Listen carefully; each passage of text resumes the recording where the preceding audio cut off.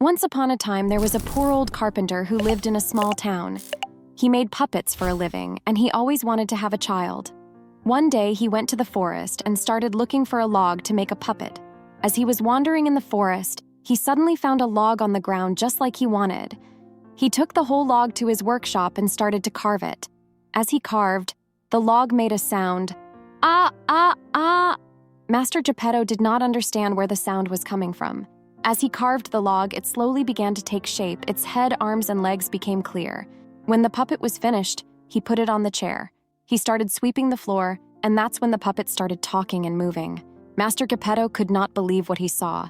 He was so happy that he now had a child of his own.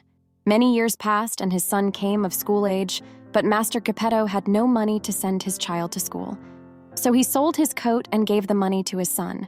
With this money, he wanted him to buy a notebook and pencil and go to school. Pinocchio was singing his way to school. He was looking at people, passing by stores, and looking at the shop windows. Pinocchio saw a crowd of people ahead, and there was a huge tent set up, and he wondered what was inside. Pinocchio walked through the crowd and came to the entrance of the tent, and the guard at the door told him that if he didn't have money, he couldn't come in. Pinocchio remembered the money his father had given him and went inside. 2 puppets were dancing on the stage. Seeing them, Pinocchio said that they were made of wood like me, so he went up to them and danced with them. The spectators were angry with Pinocchio. They said, "Get away from there, we can't see." "What a beautiful wooden puppet," said the man who was moving the puppets from above. "This will make me a lot of money." When the show was over, he caught Pinocchio and locked him in a cage. Pinocchio was very sorry for not listening to his father. He cried, and a fairy appeared who saw that Pinocchio was sorry. The fairy helped Pinocchio because he was sorry and said, "I will get you out of here, but you will go to school."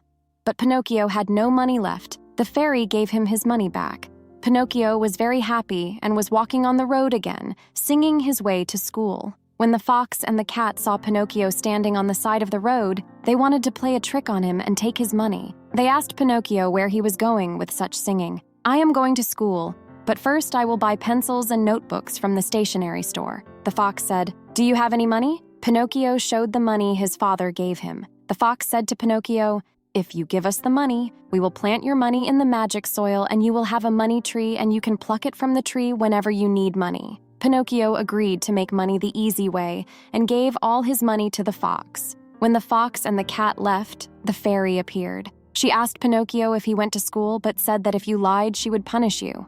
Actually, the fairy knew the truth. Pinocchio said, "Of course I went to school and I bought pencils and notebooks from the stationery store." Pinocchio's nose grew longer as he lied. The more the fairy asked, the more Pinocchio lied, and his nose grew more than a meter long, until finally Pinocchio told the truth. The fairy put Pinocchio's nose back the way it was. Seeing Pinocchio's remorse, the fairy gave him his money back and told him to go to school. On his way to school, Pinocchio saw the man he had escaped from the circus. The man caught Pinocchio and threw him into the sea because he was angry with him. Pinocchio didn't sink because he was wooden and he started to swim. He liked this very much, and then a big whale swallowed him. He was helpless in the whale's stomach. Master Geppetto was very curious about Pinocchio. When Pinocchio didn't come home for days, he went looking for him. The fisherman who saw him on the seashore gave Master Geppetto his boat and told him that Pinocchio had fallen overboard, so he started looking for him in the sea. Suddenly, his boat sank and Master Geppetto sank into the water because he was old and could not swim. At that time, the giant whale that swallowed Pinocchio also swallowed Master Geppetto.